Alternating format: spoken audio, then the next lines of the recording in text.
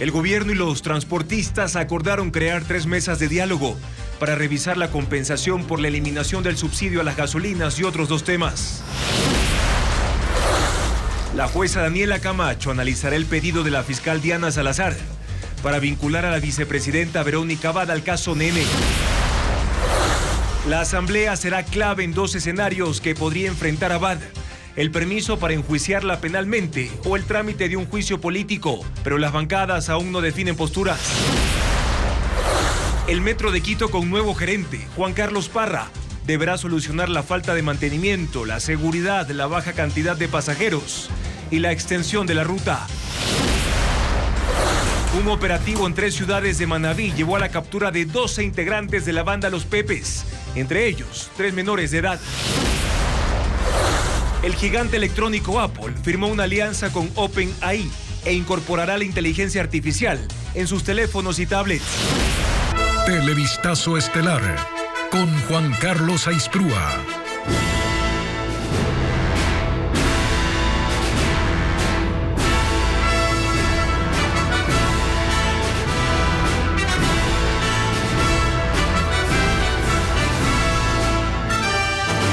¿Qué tal, amigos? Bienvenidos a una nueva jornada informativa aquí en Televistazo Estelar este martes 11 de junio. Hoy el gobierno socializó el mecanismo de compensación por combustibles con gremios de transportistas.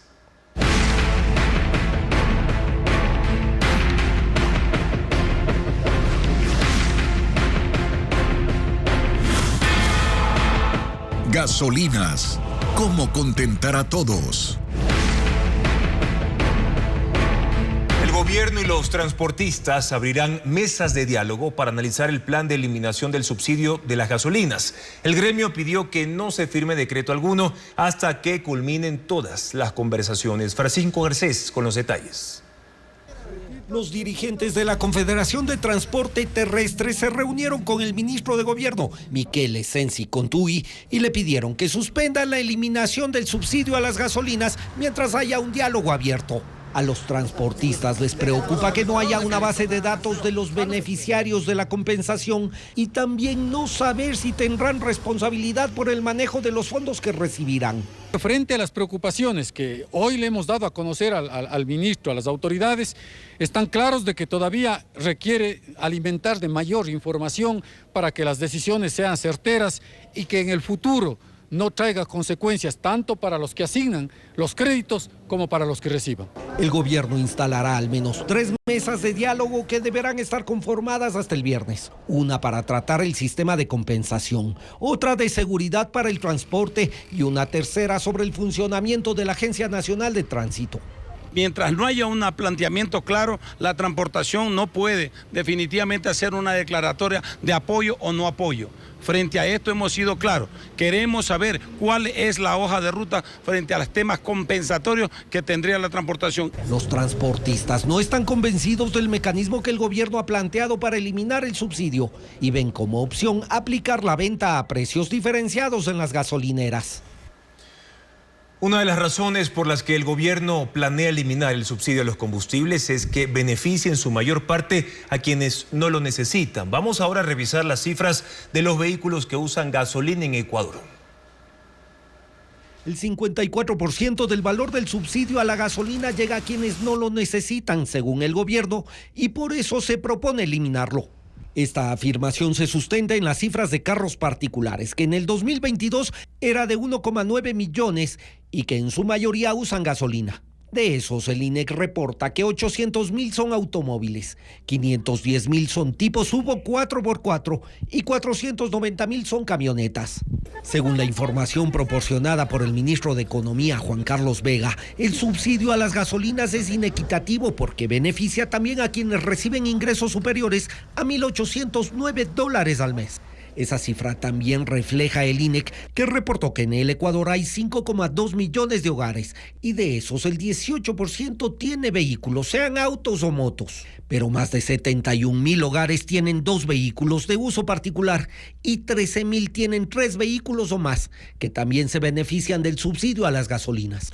Esta es una de las razones por las que el gobierno se propone eliminar el subsidio a las gasolinas, que anualmente cuesta $631 millones menores al presupuesto estatal. La multinacional Gunvor, que se declaró culpable en Estados Unidos por pagar sobornos a funcionarios del gobierno ecuatoriano, entregó 93.6 millones de dólares a Ecuador luego de un acuerdo firmado con la Procuraduría. En el juicio que sigue la justicia estadounidense en contra del ex gerente de Comercio Exterior de Petroecuador, Nilsen Arias, Gunvor admitió que entre los años 2012 y 2020 pagó coimas para obtener contratos con la estatal petrolera. Los fondos ya fueron acreditados en la cuenta única del Tesoro Nacional.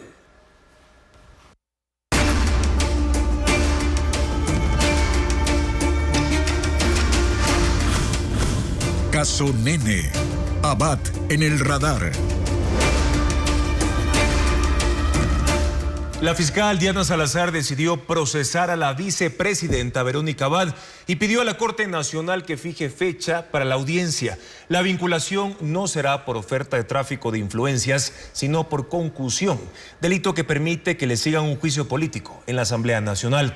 De hecho, esta tarde se designó por sorteo a la jueza nacional que estará a cargo de este caso. Jacqueline Rodas informa.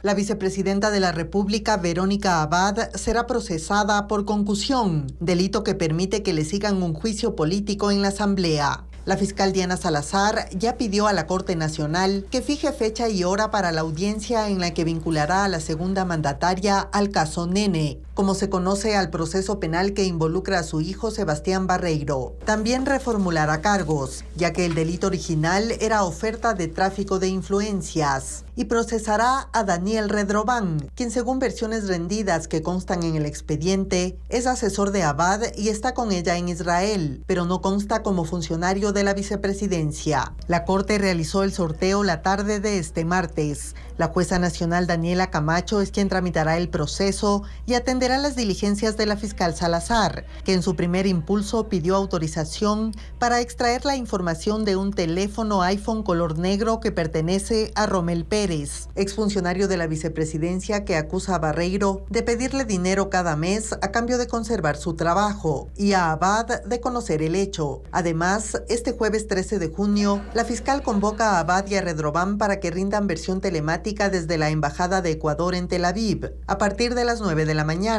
y da 48 horas al Registro Civil para que envíe la información biométrica de ambos y al Consejo Nacional Electoral para que entregue las credenciales otorgadas a Verónica Abad como vicepresidenta de la República. Y la investigación sobre la vicepresidenta exige la autorización de la Asamblea. Las bancadas se muestran cautas ante esta posibilidad y de hecho anuncian que esperarán las pruebas que presente la Fiscalía. En este caso, Patricio Díaz consultó a los bloques. La decisión de la Fiscalía de iniciar una investigación a la vicepresidenta Verónica Abad implica que la Asamblea tendrá que autorizar ese proceso y para ello se necesitan 92 votos. Las bancadas toman con cautela el tema y anticipan que tomarán una postura en cuanto se conozcan los detalles de la vinculación de Abad al caso Nene. Incluso el oficialismo es prudente al pronunciarse. Si es que existen los elementos de convicción y un pedido en ese sentido, hay que dar paso a que la justicia haga su trabajo. En ese sentido, apelamos a que se despoje el ámbito politiquero de lo que es estrictamente el derecho y actuemos conforme a la ley. La Revolución Ciudadana también esperará. Esta bancada impulsó mediante el Grupo Parlamentario de los Derechos de la Mujer un pedido para que el Pleno respalde que la sucesión presidencial le corresponde a la vicepresidenta. Dicen que ese es otro tema diferente al ámbito judicial. Ellos resaltan las diferencias entre presidente y vicepresidenta. No deben ser utilizadas las instituciones en ningún momento para discernir problemas de índole político que los propios gobernantes, en este caso el presidente y su entorno, no han podido subsanar con la vicepresidenta. Hacia dónde llegan las dificultades, las diferencias y demás no deberían ser un problema que las instituciones del Estado deban resolver. Y de alguna forma esto es lo que esto parece. El Partido Social Cristiano y Construye van por la misma línea de no adelantarse. Somos respetuosos dentro del proceso de investigación y una vez que se den los resultados también nosotros estaremos informando. Obviamente presentarán todo el archivo y el proceso la Fiscalía, nosotros tendremos que analizarla con lupa para ver qué es lo que cabe. Nosotros no podríamos irnos en contra de la ley, lo que quepa con la ley en ese momento. El último antecedente sobre un pedido de este tipo fue el que hizo la Corte Nacional para iniciar un proceso contra el ex vicepresidente Jorge Glass. La Asamblea no alcanzó los 92 votos para aprobarlo, pero tampoco se pronunció sobre negarlo, por lo que quedó en manos del juez del caso. Siguió el proceso por irregularidades en la reconstrucción de Manabí. Televistazo solicitó una entrevista a la vicepresidenta de la República, Verónica Abad, para conocer su opinión sobre la decisión de la fiscal general del Estado de procesarla por el delito de concusión, pero su equipo contestó que ella no va a dar declaraciones de prensa y en estos días, y que si toma otra decisión informará al respecto. Naciones Unidas espera la confirmación tanto de Israel como el grupo Hamas respecto de la aceptación de un plan de paz para Medio Oriente. Ambas partes del conflicto en Gaza han hecho pronunciamientos verbales. Estados Unidos dice que eso es una señal esperanzadora y aunque no se ha declarado un alto al fuego todavía, la comunidad internacional habla ya de un plan para la reconstrucción de la Franja de Gaza. Luego de 8 meses de guerra en un conflicto que deja más de 37.000 muertos, se intensifican las negociaciones para un acuerdo de paz basado en la propuesta estadounidense del 31 de mayo, que tiene 3 etapas. Primero, un alto al fuego de 6 semanas, la retirada de las tropas israelíes de zonas densamente pobladas y la liberación de algunos rehenes. Luego, un cese permanente de hostilidades y la liberación de todos los secuestrados. Y finalmente, un gran plan de reconstrucción del enclave palestino. Fuentes israelíes señalan que el primer ministro Benjamín Netanyahu está preparado para apoyarla, aunque la posición oficial sigue siendo destruir a Hamas. Y un alto funcionario de ese grupo que se encuentra fuera de la Franja de Gaza aseguró que Hamas acoge con satisfacción el plan de tregua. Sami Abu Suri ha dicho que ahora la administración estadounidense se enfrenta a una verdadera prueba para cumplir con sus compromisos de obligar a la ocupación a poner fin inmediatamente a la guerra en aplicación a la resolución del Consejo de Seguridad de la ONU, organismo que ayer aprobó un documento que respalda el plan de paz y que hoy realiza con el apoyo de Jordania y Egipto una cumbre internacional para impulsar la ayuda humanitaria a Gaza a través de la Agencia de Naciones Unidas para los Refugiados Palestinos. En la cita, el secretario de Estado de Estados Unidos, Antony Blinken, manifestó que la posición de Hamas es esperanzadora, pero aún esperan una respuesta oficial y ofreció otros $400 millones para la reconstrucción de Gaza. Al mismo tiempo, el secretario general de Naciones Unidas, Antonio Guterres, dijo esta mañana: tenemos que poner fin al horror. Ha llegado la hora de que haya un alto al fuego y una liberación incondicional de los rehenes.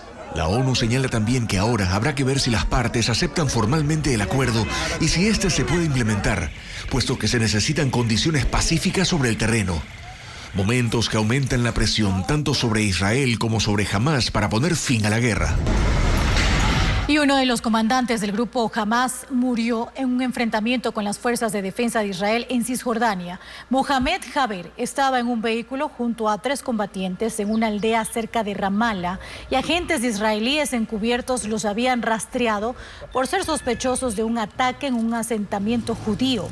El ejército de Israel dijo que les dispararon cuando intentaron atropellarlos. De los cerca de $90 millones que le debe el Ministerio de Economía al municipio de Guayaquil, 60% será pagado con bonos y no en efectivo. El alcalde Aquiles Álvarez le hizo un llamado al ministro Juan Carlos Vega para que no afecte las rentas de la ciudad. Luisa María Heredia con el informe. Que no hay una mala relación entre el alcalde de Guayaquil y el presidente de la República, asegura Aquiles Álvarez. Dice que en la reunión que tuvieron a inicios de febrero se limaron las asperezas y se dejaron atrás las desavenencias. Resalta que en materia de seguridad, por ejemplo, se ha podido trabajar en conjunto con el gobierno. El plan de seguridad de ellos, después de conversar con la ministra Palencia, se ejecuta encima de una estructura de Segurep, que son camionetas, combustible, personal y, por supuesto, cámaras e inteligencia. Pero reconoce que de parte del Ejecutivo sí hace falta respaldo para el municipio. Cita algunos casos. Para obtener un crédito por $55 millones de la Corporación Andina de Fomento y ejecutar un proyecto de agua potable en Monte Sinaí, que beneficiará a más de 240.000 ciudadanos. Se necesita una garantía soberana que el ministro de Finanzas no le ha entregado. Él debería de sentarse y decir: señores, la verdad es que tengo que firmar la garantía soberana, un papel que está en su mesa hace 50 días. Entonces, es un tema de voluntad política. Le llama la atención que el viernes pasado Daniel Noboa haya estado en Salinas, provincia de Santa Elena, entregando precisamente financiamiento para un proyecto de agua potable. Yo No puedo creer que el presidente no quiera que los guayaquileños tengan agua potable. Otro problema es el pago de las rentas. El gobierno le debe a la ciudad de Guayaquil alrededor de 90 millones de dólares en lo que va de 2024. Ha ofrecido ponerse al día, pero debido a la falta de liquidez, el 60% de la deuda la pagará con bonos soberanos. Los sueldos no se pagan con bonos. A los contratistas y proveedores no podemos irles pagando con bonos. Estamos conversando con terceros porque el ministro no contesta el teléfono. Ya antes el Cabildo recibió 94 millones de dólares en bonos y tuvo que negociar con sus acreedores para los que no resulta atractiva esta forma de pago. Televistazo le pidió un pronunciamiento al Ministerio de Finanzas sobre lo expuesto por el alcalde, pero hasta el cierre de este informe no hubo respuesta. El Metro de Quito ya tiene nuevo gerente, se trata de Juan Carlos Parra. Según su perfil profesional, ha trabajado en el sector público por más de una década. Esta administración tendrá que resolver algunos problemas, como por ejemplo la falta de un contrato de mantenimiento, informa Carla Delgado. El alcalde de Quito, Pavel Muñoz, posesionó a Juan Carlos Parra como el nuevo gerente del Metro de Quito, tras la renuncia de Víctor Hugo Villacrés, después de una serie de cuestionamientos de diversos sectores, entre estos la falta de contratos de mantenimiento y la vulneración de la seguridad del metro, que en días pasados fue vandalizado. Parra estuvo al frente de la Secretaría de Planificación y fue director metropolitano de Servicios Ciudadanos durante la actual alcaldía. En su perfil consta que tiene estudios en economía con experiencia en planificación en áreas estratégicas. Además, un masterado en planificación territorial y gestión ambiental. Fernando Sancho, veedor del metro, dice que hay dos temas prioritarios que la nueva administración deberá resolver. Sacar a licitación en el tiempo menor posible todos los contratos de mantenimiento, los contratos de seguridad, los contratos de seguros para terceros. Y la segunda cosa es la reorganización de la empresa Metro. Además, tendrá que continuar con el proceso de interconexión con otros sistemas de transporte y retomar el proyecto de ampliación de la ruta del metro. Ecuador es el país con mayor potencial minero de la región. Sin embargo, el apetito de los inversionistas se ve truncado por deficiencias institucionales que impiden el desarrollo de un sector que, según el Banco Mundial, podría empujar al país a convertirse en un estado de renta alta. Lenín Artieda con el análisis. Cuando el Banco Mundial dice que la minería es uno de los sectores en los que se podría asentar el desarrollo de Ecuador para ser un país de renta alta, se fundamenta en datos. Por ejemplo, en el índice de atractividad de inversiones mineras que coloca a Ecuador en el primer lugar de América Latina con una calificación de 72.7 sobre 100, por encima de Colombia, Chile y México.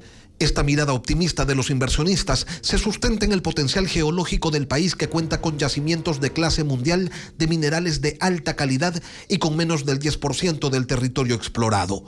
Para el Ecuador, la minería no es solo una posibilidad. Las exportaciones pasaron de 282 millones en 2018 a 3.324 millones de dólares en 2023, casi 12 veces más. Asimismo, se espera que los ingresos fiscales, que en 2021 fueron de 350 millones de dólares, en el 2025 alcancen los 1.300 millones. El Banco Mundial, en su informe, plantea distintos escenarios para el sector minero con miras al 2030. Uno base, donde no entran en funcionamiento nuevos proyectos, que representaría 16.500 millones de dólares en exportaciones y una recaudación tributaria de 4.400 millones. Y un escenario potencial que contempla el inicio de operaciones en Curipamba, Yurimagua, Cascabel y Cangrejos. Con ellos, las exportaciones llegarían a 45.000 millones de dólares y los impuestos serían 11.800 millones. Pero para llegar a ello, según el organismo internacional, se deben superar trabas como la falta de mecanismos de consulta ambiental y consulta previa. Hay 11.000 solicitudes de permisos ambientales represados. Además, sugieren superar las deficiencias institucionales que limitan el flujo de los recursos fiscales de la minería a las comunidades locales. También se critica la actitud permisiva del Estado ante el avance de la minería ilegal, que se ejecuta en al menos 10 provincias con la protección de bandas criminales y que ha generado contaminación incluso con metales pesados en más de 4.000 puntos del territorio nacional. El Banco Mundial también considera que se deben reducir los subsidios a la electricidad y combustibles que recibe el sector minero, porque aumentan artificialmente la competitividad del sector a un costo elevado para las arcas fiscales. Apple integrará inteligencia artificial en sus dispositivos. El gigante tecnológico anunció una alianza con OpenAI para incorporar ChatGPT en sus teléfonos y tablets. Sin embargo, la fusión ha creado preocupación por los riesgos para la privacidad y seguridad de los datos de los usuarios. Berlis González con las novedades. Apple intenta ganar terreno en la carrera tecnológica relanzando su asistente virtual Siri con inteligencia artificial. Y para ello se unió a la empresa líder en ese campo, OpenAI. Los usuarios podrán tener conversaciones más fluidas con Siri, que incluso los entenderá cuando cometan algún error. Podrá cumplir instrucciones más precisas como hallar fotografías específicas en la galería e incluso encontrar información que esté en los chats. La inteligencia artificial también mejorará el generador de textos y permitirá crear emojis personalizados con mayor rapidez. La tecnología formará parte de su nuevo sistema personalizado de IA al que llaman Apple Intelligence, y su objetivo es hacer más sencilla la navegación en los dispositivos. Sin embargo, la alianza entre Apple y OpenAI ha generado preocupación por la seguridad y la privacidad de los datos. Uno de los primeros en rechazarla fue el multimillonario dueño de Tesla y X, Elon Musk, quien dijo que prohibirá el uso de iPhones en sus instalaciones. Apple insistió en que la seguridad está garantizada. Dijo que los avances estarán disponibles para finales de este año, aunque no especificó si será solo en dispositivos nuevos o también formarán parte de sus actualizaciones. Una corte de Florida ordenó a la bananera Chiquita Brands a pagar una millonaria indemnización a víctimas del conflicto armado en Colombia. La empresa estadounidense fue acusada de financiar a un grupo paramilitar conocido como las Autodefensas Unidas de Colombia, que ejecutó a campesinos durante actividades de combate a guerrilleros en la década de los 90. La empresa había argumentado que los pagos al grupo irregular fueron a cambio de protección para las plantaciones y los trabajadores, pero el jurado señaló que Chiquita Brands se había involucrado en una actividad peligrosa con una organización catalogada en Estados Unidos como terrorista. Ahora la empresa deberá pagar $38 millones a las familias de 8 personas que fueron asesinadas en un fallo considerado como histórico. Hunter Biden, hijo del presidente de Estados Unidos, es declarado culpable de 3 cargos federales por mentir al momento de comprar un revólver en 2018. 2 cargos están relacionados por declarar falsamente que no consumía drogas al momento de la compra, cuando en ese momento luchaba contra la adicción al crack. El tercero fue por la posesión ilegal del arma. Hunter Biden estuvo acompañado de su esposa y la primera dama, Jill Biden, durante el juicio en Delaware. Ahora enfrenta una sentencia de hasta 25 años de prisión y una multa de hasta $750,000. El presidente de Ucrania, Volodymyr Zelensky, continúa con una gira europea de 3 semanas en busca de más apoyo para la defensa ante la invasión de Rusia. Esta tarde dio un discurso ante el Parlamento alemán en Berlín, donde se realiza la Conferencia para la Recuperación de Ucrania, un evento de 2 días para consolidar ayudas financieras, tanto para armas como para equipos y el restablecimiento de los servicios de energía eléctrica ante la destrucción de la infraestructura energética con los ataques recientes. Zelensky acudirá también a la cita de G7 en Italia y luego a la Cumbre por la Paz en Ucrania, que se realizará en Suiza. Una escuela de Massachusetts, en Estados Unidos, graduó 24 pares de mellizos y gemelos. El inusual número sorprende incluso a sus estudiantes, que ven como algo divertido la cantidad de hermanos que hay en la promoción. Algunos son idénticos, otros tienen estilos diferentes, pero igual son muchos hermanos estudiando juntos. Así es la promoción de 8º grado de la escuela Pollard en la comunidad de Needham, Massachusetts. En total son 454 estudiantes y entre ellos están 24 pares de mellizos. Es una locura ver cuántos hay, dicen sus compañeros. Para ellos es una situación divertida. Cuentan que las bromas de hacerse pasar el uno por el otro se multiplican cuando son tantos gemelos. Cambiamos de clase para el Día de los Inocentes y funcionó perfecto, dice este joven. ¿Por qué hay tantos mellizos en una sola clase? Lo desconocen. Lo que sí saben es que siempre tendrán a su lado a un amigo con el que tienen muchas cosas en común, incluyendo el rostro. El juez electoral Ángel Torres denunció a Construye por fraude procesal. Asegura que el movimiento ocultó información sobre sus ingresos, pero Construye negó esa acusación. Patricio Díaz informa que la pugna entre ambas partes incluye incluso un juicio político contra el juez. El juez electoral que eliminó a Construye ahora lo denuncia por ocultar información. Ángel Torres, juez del Tribunal Contencioso Electoral, que en primera instancia dispuso que Construye sea eliminado del registro de organizaciones políticas, acudió este martes a la Fiscalía de Pichincha para denunciar al movimiento por fraude procesal. Los asambleístas de esa bancada se enteraron y lo esperaban en el interior. No hubo roces, se quedaron como testigos de la denuncia y Torres salió sin problema.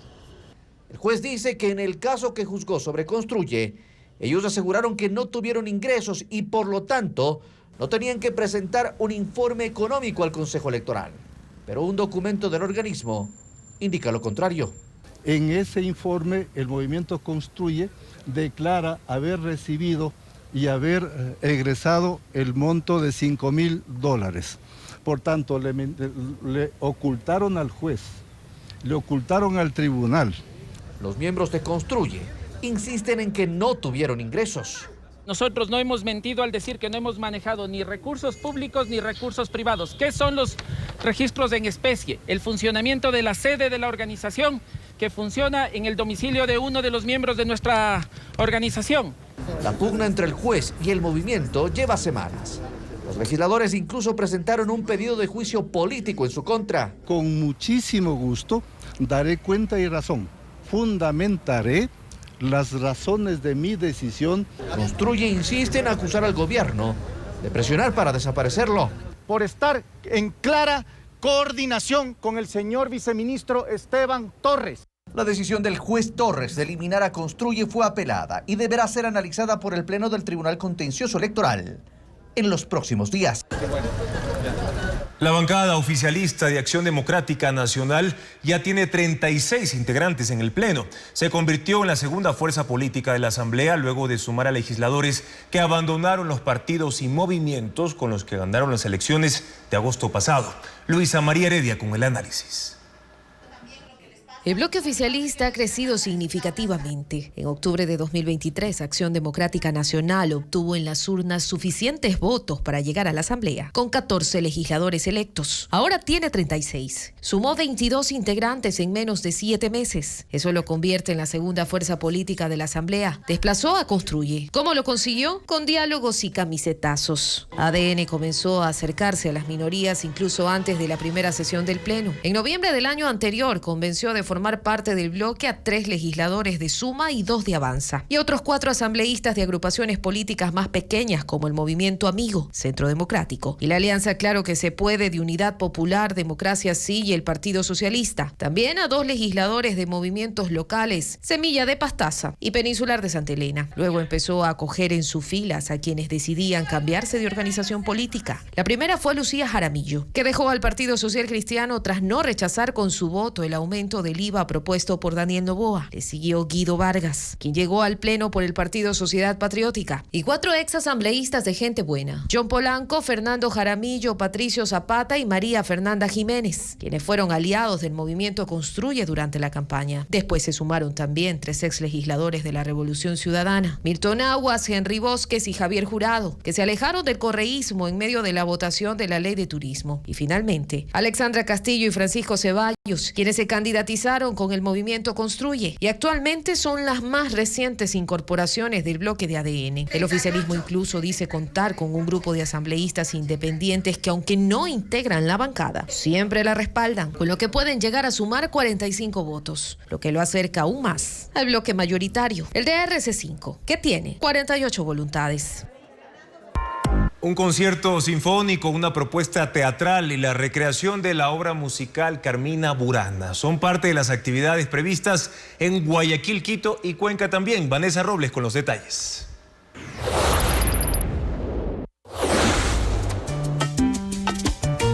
Simón, el gran varón. Es la propuesta de la Galería de Arte Sensaboreal, ubicada en las calles Imbabura y Malecón, centro de Guayaquil, para este 13 de junio a las 7:30 de la noche. La puesta en escena está ambientada en los años 80, en una casa de un barrio marginal de la ciudad. El actor Giancarlos Villasís, durante 35 minutos, da vida a Cristian, de 26 años, que oculta un secreto en medio de los prejuicios de la época. El público incluso podrá comer y oler lo que percibe el personaje al mismo tiempo.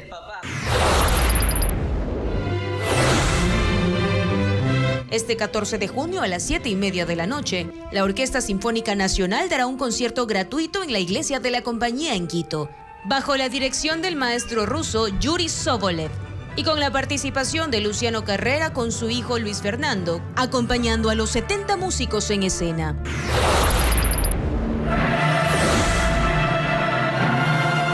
Carmina Burana es la obra musical de 1936 del compositor alemán Karl Orff, que la Orquesta Sinfónica de Cuenca recreará en el Teatro Pumapungo este 13 de junio a las 8 de la noche. 160 músicos serán dirigidos por el maestro Augusto Carrión. Interpretarán 25 canciones. Habrá 3 solistas invitados. La entrada es gratuita. Parte del brazo armado de la banda criminal Los Pepes fue capturado en Manabí tras varios allanamientos en 3 cantones. La policía acusa a los 12 sospechosos de cometer sicariato, mientras que en Durán, en Guayas, los agentes intervinieron 8 circuitos considerados conflictivos, como lo informa Merlín Ochoa. 23 allanamientos realizados en Manta, Puerto Viejo y Bahía de Caracas en Manabí permitieron la captura de 12 personas, 3 de ellas menores de edad. Según la policía, son miembros de la red criminal Los Pepes.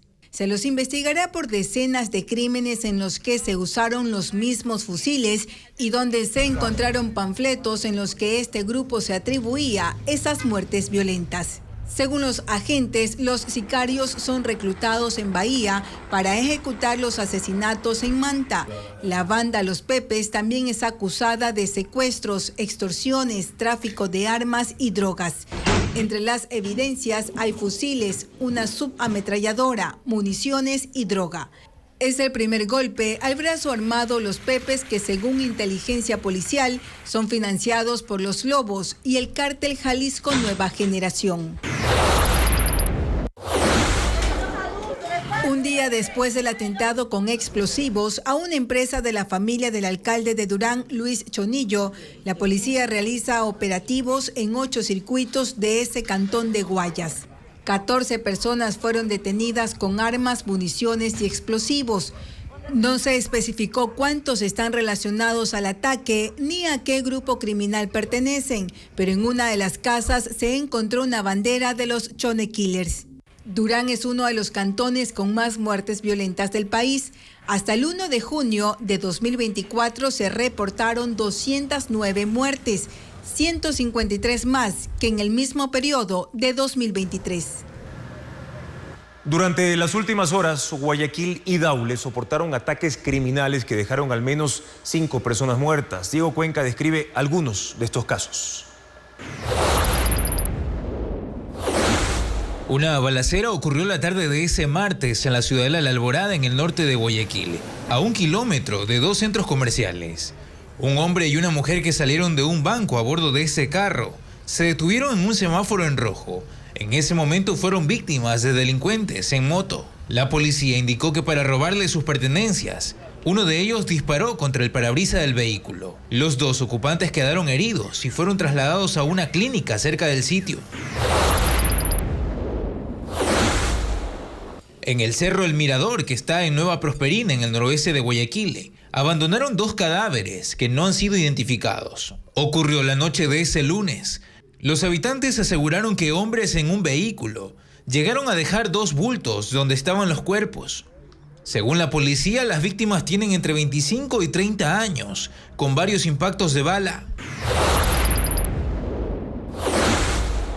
La mañana de ese martes, un delincuente murió atropellado, donde según habitantes, asaltó a varios pasajeros. El siniestro ocurrió en el sector de Flor de Bastión, en el noroeste de Guayaquil. Otro ataque ocurrió este lunes en el cantón Daule, en Guayas, contra un hombre de 28 años que fue asesinado a tiros mientras conducía un vehículo. Una mujer que lo acompañaba quedó herida, mientras una niña que también estaba en el carro salió ilesa. En este año subió el decomiso de combustible de contrabando. Los grupos criminales roban gasolina y diésel de Petroecuador para sus actividades ilegales, sobre todo en la frontera norte. Paul Romero con el informe. El contrabando de combustible se incrementó en 2024. Del 9 de abril al 31 de mayo, las Fuerzas Armadas y la Policía decomisaron 14.825 galones de combustible entre gasolina y diésel en 10 operaciones en la frontera norte, 4 en la costa y 4 en las Islas Galápagos. Este martes el bloque de seguridad incautó 80 galones de gasolina en Sucumbíos y descubrió una piscina artesanal en Chuchufindi con capacidad para almacenar más de 500 tanques de combustible. Hasta el 9 de abril, cuando terminó el segundo estado de excepción, se habían decomisado 140.379 galones de combustible, 30% más del registrado durante el mismo periodo en 2023. En la frontera con Colombia, según informes de inteligencia militar y policial, existen redes delictivas que abastecen de combustible al grupo disidente de las FARC, Comandos de la Frontera, que controla el negocio del narcotráfico entre el departamento de Putumayo y las provincias de Sucumbíos y Orellana. Mientras que el tráfico de combustible hacia el interior del país subió por la minería ilegal controlada por la banda criminal de los Lobos, según los informes oficiales. En 2023 el Estado perdió $69 millones por el tráfico de combustible mediante perforaciones a la tubería del poliducto. La fuga total de combustible a Colombia mediante tuberías clandestinas y otros mecanismos ilegales supera los $140 millones anuales, de acuerdo a un informe de la Dirección de Investigaciones de la Policía. Agentes penitenciarios denunciaron que el chaleco antibalas de la guía que resultó herida durante el traslado de presos en Quito estaba caducado. Responsabiliza al Servicio Nacional de Atención a Personas Privadas de la Libertad, el SNAI, y aseguran que tomarán acciones legales. Carla Delgado sigue el tema. No es la primera vez que guías penitenciarios denuncian falta de equipamiento. Este martes convocaron a una rueda de prensa para exigir atención estatal para garantizar su trabajo. Ocurre luego de que una agente penitenciaria recibió disparos cuando trasladaba a 3 presos al Hospital Pablo Arturo Suárez en Quito. Indican que el chaleco que portaba estaba caducado. Las placas que tenía nuestra compañera, claro, en el 2021 ya caducadas. Estas, miren, 2014 caducadas. Y con eso trabajan en algunos centros. Bueno, yo diría en la mayoría de centros que hay todavía estas placas porque en otros ni siquiera lo hay. Incluso que hay chalecos que caducaron en 2014. Responsabilizan al Servicio de Atención Integral a Privados de Libertad SNAI por no solicitar resguardo policial para el traslado de presos. Dicen estar desarmados y que no es la única carencia. ¿Por qué en el 2021 se entregaron todo el armamento? El SNAI entregó el armamento, nos desarmó. Hubo muchas masacres. Desde ahí no se han hecho esfuerzos por la adquisición de armamento letal, de armamento menos letal, de tecnologías, no se ha hecho la adquisición tan siquiera ni de uniformes. Y es lamentable que en algunos de los casos incluso no se cuente incluso con lo básico, un agente irritante o un par de esposas para justamente asegurar al privado de libertad cuando sale al exterior. Los agentes penitenciarios explicaron que tomarán acciones legales para exigir protección al Estado. Tenemos una sentencia constitucional cuyo seguimiento le está haciendo la Defensoría del Pueblo y de la última información que pudimos recabar es que supuestamente uniformes, chalecos, armamento, todo está en proceso. Solicitamos información sobre estas denuncias al SNAI. El reglamento del Sistema Nacional de Rehabilitación Social vigente desde agosto del año 2020 establece los parámetros bajo los cuales se traslada a las personas privadas de la libertad. En los casos de salud, el preso debe tener una enfermedad catastrófica o muy grave para recibir atención médica. Adriana Bermeo con la explicación. El ataque para liberar a un preso que iba a recibir atención médica en el Hospital Pablo Arturo Suárez en Quito generó debate. El traslado de un reo cuando debe salir por atención médica, una audiencia o por seguridad tiene que cumplir una serie de requisitos y procedimientos. El reglamento del Sistema Nacional de Rehabilitación Social, vigente desde agosto del 2020, dedica todo un capítulo a delinear los parámetros bajo los cuales se moviliza a las personas privadas de la libertad. En el documento se especifica que en casos de salud se considerarán los traslados por padecimiento de enfermedad catastrófica que implique peligro para su vida o incapacidad permanente o necesidad de tratamiento psiquiátrico previa evaluación técnica de un perito.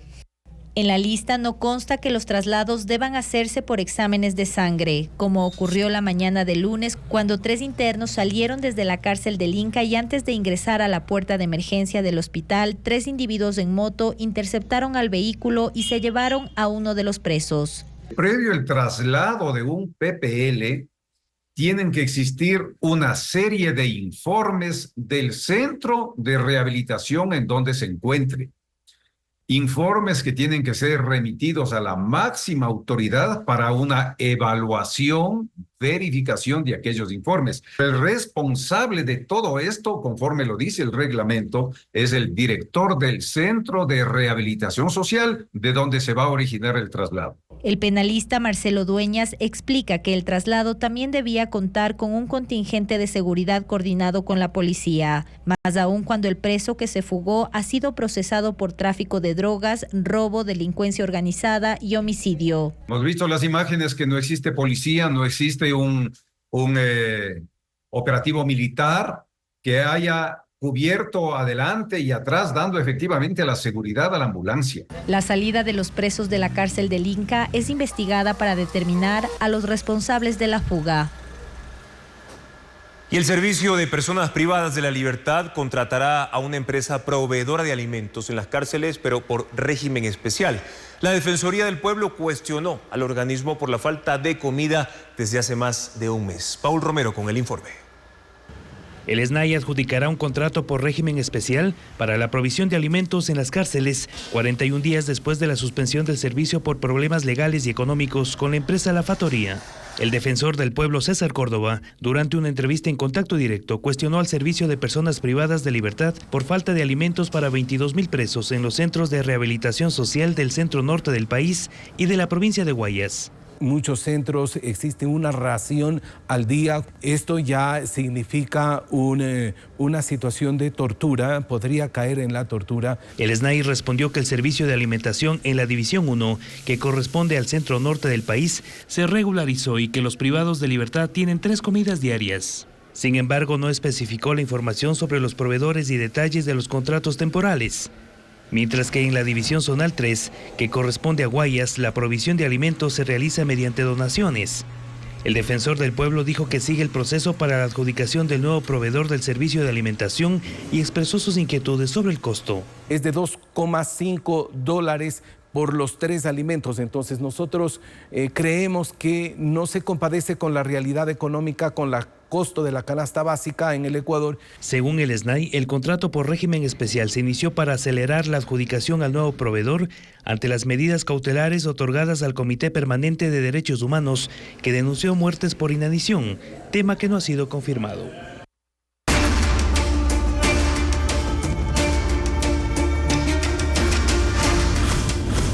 Caso Nene.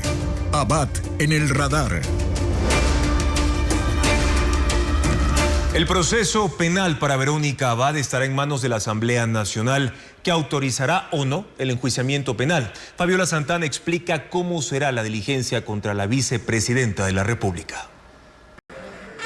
El proceso legal contra la vicepresidenta Abad debe cumplir procedimientos. Con el pedido de la fiscal para que se fije fecha y hora para su vinculación, la Corte Nacional de Justicia sorteará el caso a un juez. Quien resulte designado antes de fijar la fecha para la audiencia solicitará a la Asamblea Nacional la autorización para el enjuiciamiento penal de la segunda mandataria. No hay plazo para que el magistrado remita el pedido al Parlamento, pero cuando llegue el Pleno podrá alcanzar 92 votos para la aprobación. Si no lo logra, se entenderá como negado. La autorización tiene que ser expresa. No se puede, hacer una interpretación extensiva porque detrás está la figura de la inmunidad de la vicepresidenta de la República, que también protege al presidente de la República, ¿no? Esto creo que es un tema que es clarísimo y que hay que respetar. Si la Asamblea otorga la autorización de enjuiciamiento penal, el juez podrá convocar a la audiencia de vinculación de Abad. En la diligencia, la Fiscalía sustentará los cargos y pedirá medidas cautelares para garantizar la comparecencia de Abad a un eventual juicio. Entre otras, puede solicitar presentación periódica ante una autoridad o prisión preventiva. Estaba previsto que la instrucción fiscal o etapa de investigación penal terminara el 19 de junio. Sin embargo, con la vinculación se extenderá 30 días. Después, la Fiscalía emitirá su dictamen, que puede ser acusatorio o absolutorio. Si es acusatorio, la fiscal Diana Salazar solicitará que se llame a juicio a la segunda mandataria. Por ahora, el futuro de Abad está en manos del Parlamento y de la fiscal general. Ahora, si la Fiscalía procesa a Verónica Abad por concusión, su intención de reemplazar a Daniel Noboa cuando tome licencia para hacer campaña por la reelección el próximo año se complica. Además, la Asamblea Nacional también podría iniciarle un juicio político. Luisa María Heredia con estos escenarios.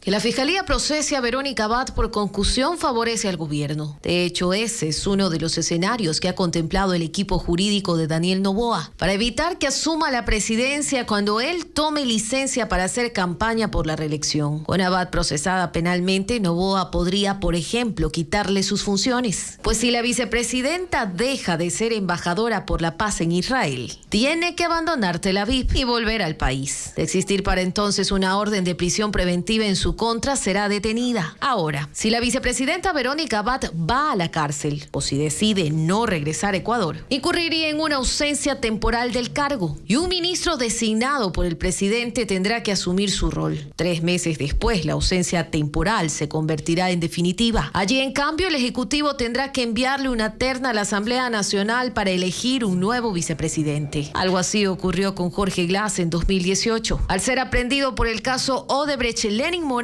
lo dejó sin funciones. Pasaron 90 días y fue reemplazado por María Alejandra Vicuña. Otra alternativa es la destitución y censura luego de un juicio político. La Constitución le otorga esa facultad al legislativo. El artículo 129 dice: la Asamblea Nacional podrá proceder al enjuiciamiento político de la presidenta o presidente o de la vicepresidenta o vicepresidente de la República a solicitud de al menos una tercera parte de sus miembros en los siguientes casos: 1, por delitos contra la seguridad del Estado; 2, por delitos de concusión, cohecho, peculado o enriquecimiento ilícito. Para iniciarle un juicio político a Verónica Abad se requerirá el dictamen de admisibilidad de la Corte Constitucional. La solicitud debe contar con más de 45 firmas de respaldo. De ser favorable, se tramitará en la Comisión de Fiscalización y, como es un caso excepcional, no se quedará a la cola de los demás juicios. Se le dará prioridad.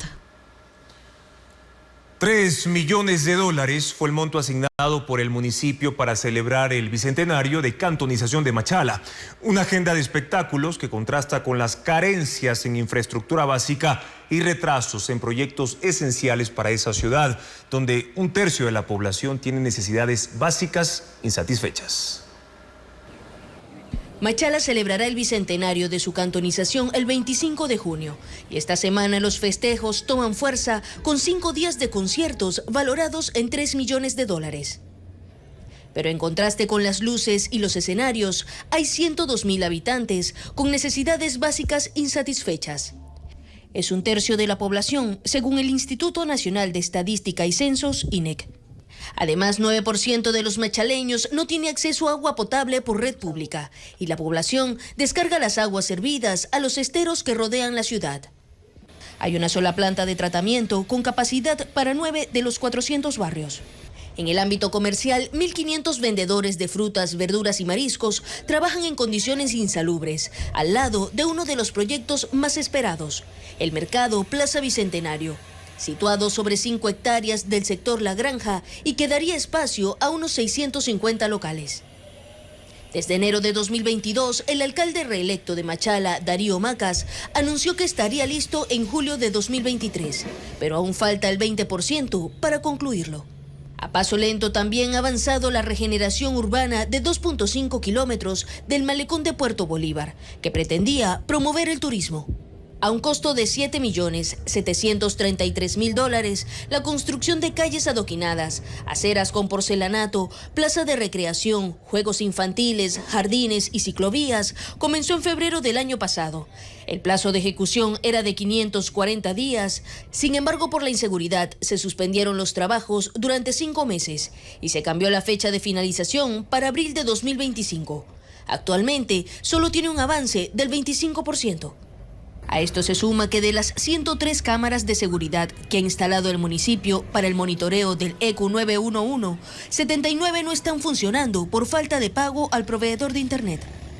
Las carencias en infraestructura básica y los retrasos en proyectos esenciales reflejan una realidad que contrasta con la agenda municipal del Bicentenario, que incluye desde festivales y pregones hasta conciertos con estrellas extranjeras. En Guayaquil empezó la Expo Industria, que reúne a 110 empresas que están adaptando la tecnología en sus procesos de producción. Diego Cuenca visitó la feria y describe el uso de la inteligencia artificial en la industria nacional. Ese es el perro robot, que captó la atención de los empresarios ecuatorianos por su comportamiento con los humanos. Puede saludar, hacer maniobras e incluso está diseñado para trabajos de alto riesgo para las personas, con la ayuda de sus sensores. Este cuadrúpedo es uno de los 20 tipos de robots que forman parte de la tecnología que la industria nacional empieza a usar. En la parte posterior del perro se pueden añadir distintos tipos de componentes. Colocar, por ejemplo, una cámara termográfica para ver si hay puntos de calor en una industria donde sea peligroso. Esa innovación muestra la Expo Industria 2024, que empezó este martes y culminará el miércoles en el Hotel Hilton Colón en Guayaquil. Reúne a 110 compañías del sector productivo del país. Uno de los temas destacados este año es el uso de la inteligencia artificial en sus modelos de negocio. Por ejemplo, estos brazos robóticos que ya utilizan 2 universidades en Tungurahua para investigaciones académicas, pero que también se pueden implementar industrialmente. Tienen capacidad para resolver problemas e incluso se pueden sincronizar con ChatGPT. También otros especializados en carga pesada, que sirve para el sector agrícola y acuícola. Nosotros hemos instalado ya más de 20 líneas robóticas en varias industrias para manejo de dulces, de cacao. Evitamos riesgos de seguridad como que la gente trabaje en cuartos fríos o congelados, que genera muchos daños ergonómicos. Aunque esas máquinas pueden reemplazar a las personas y disminuir empleos, la Cámara de Industria de Guayaquil sostiene que no es la visión actual del gremio. Realmente nosotros justo en la pandemia habíamos puesto nuestro primer robot para facturación. Ya hoy tenemos como 5 robots y realmente no hemos sacado personal, hemos incrementado, porque lo que se hace es que actividades repetitivas las puedan hacer robots, pero el personal hace actividades que generan valor a la empresa y realmente hacia eso va la tecnología. El sector no tiene un registro de cuántas son las empresas que utilizan alta tecnología en la producción nacional, pero aseguran que es la tendencia con la que quieren seguir desarrollándose. El artista Virgilio Valero inauguró su exposición denominada Pandemonio en la Casa de la Cultura de Guayas. La muestra comprende 21 piezas que elaboró desde la pandemia. En ellas plasmó el caos y la incertidumbre de la época. Vanessa Robles con más información. Arlequines, payasos, fantasmas y seres sobrenaturales plasmados en telas, tintas sobre cartulina y lienzos de diversos formatos. Comprenden la exposición Pandemonio, del actor, dramaturgo y artista plástico Virgilio Valero. Esta es la muestra individual 22 de su autoría, que se exhibe en la Casa de la Cultura de Guayaquil y se compone de 21 piezas, elaboradas desde el 2020. Él buscó describir los diversos estados del subconsciente y la psicología humana. Inspirada en esa ruptura entre lo racional y lo absurdo, entre la razón, la locura, la cotidianidad y la extracotidianidad. En la muestra se retratan también personajes que se mueven sobre cuerdas flojas o en corredores sin salida que fueron extraídos de obras de teatro, sueños y pesadillas del artista. Las figuras evocan ruido y confusión, tal como significa el nombre de la muestra. Las he pintado con colores muy brillantes precisamente para hacer ese contraste entre lo absurdo de la realidad y el brillo que puede tener en la naturaleza. La curaduría de Pandemonio estuvo a cargo de la PhD en Ciencias sobre Arte Amalina Bomnin. La muestra se exhibe en la Galería Araceli Gilbert de martes a viernes de 9 de la mañana a 5 de la tarde y los sábados hasta las 3 de la tarde. La entrada es gratuita y estará abierta al público hasta el 6 de julio. La Feria del Libro en Quito recibió a Sofía Zapata, catalogada como una de las mejores ilustradoras juveniles del mundo. ¿Cuáles son sus obras más destacadas? Valeria Navarro conversó con ella y nos cuenta más. Colorín colorado es para muchos el final de la historia. Pero no para Diana Sofía Zapata Ochoa, conocida como Sozapato, artista ilustradora de libros álbum que deja volar su imaginación y mediante sus dibujos relata cuentos. Poniendo sobre la mesa reflexiones sobre el respeto. ¿Cuánto te respetas? ¿Cuánto respetas al otro? ¿Cómo ves al otro? Leer imágenes puede tomar más tiempo que un texto normal. Hay detalles que si el lector no está concentrado se escapan. La ilustración propone a los niños y adultos despertar la creatividad, dar nombre a los personajes principales y secundarios, encontrar metáforas e imaginar diálogos. En los libros que yo propongo, en los libros álbum, como dejar pistas y guiños, que si tú los encuentras puedes leer otro tipo de historias en medio de las historias.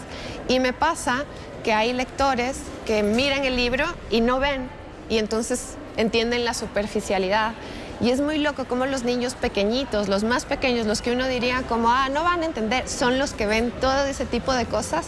Sozapato ha participado con sus obras en editoriales de Colombia, Chile, México y España. Fue nominada entre las mejores ilustradoras jóvenes del mundo, según Post y Telecom Press. Sus obras han llegado hasta China y el New York Times. La creadora de Colorín Colorado, Matilde, Distinta, Hogar y Debajo de Hoy, participó este martes en la Feria del Libro en Quito, en el Centro de Convenciones Bicentenario, donde se oferta una amplia variedad de obras literarias. De los 107 stands de libros, al menos 30 ofertan libros ilustrados para toda edad. Hay obras de Sergio Andricaín y de Roger Icaza.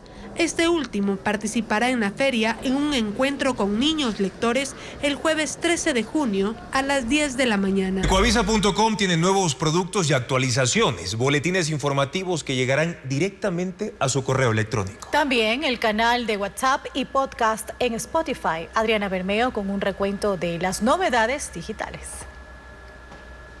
Ecuavisa evoluciona al ritmo de la era digital y sus demandas. Ahora Ecuavisa.com tiene contenido exclusivo para sus suscriptores, que llegará directamente a sus correos electrónicos de forma personalizada. Se trata de newsletter o boletines informativos. Activar esta opción es sencillo. El icono está en el extremo derecho de la página web. Al ingresar podrá elegir el contenido que desea recibir. Hay 6 opciones de newsletter. Ecuavisa informa con las noticias más importantes del Ecuador y el mundo a las 7 de la mañana y 5 de la tarde. Código Rojas, con el análisis de la coyuntura política bajo la mirada del director de Políticamente Correcto, Carlos Rojas. Estadio, con lo más relevante del mundo deportivo y una selección de temas destacados. Gente, con noticias de entretenimiento y espectáculo. La noticia a fondo con reportajes a profundidad. Y Última Hora. Para activar una o varias de estas opciones, solo tiene que aceptar que ha leído la política de privacidad y listo. Y hay más. Las noticias de Ecuavisa no solo están en su página web. La información se actualiza minuto a minuto en el canal de WhatsApp.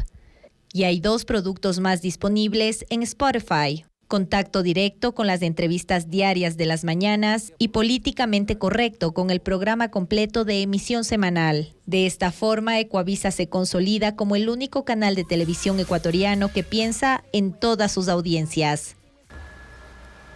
Gracias por su sintonía y confianza de siempre, amigos. Televistazo regresa a las 5:55 con más información y mañana en Contacto Directo conversaremos con Andrea González Nader sobre su precandidatura presidencial en alianza con Sociedad Patriótica. También estará la psicóloga educativa Bernardita Justiniano para hablar sobre la salud mental de los universitarios. Los esperamos. Buenas noches.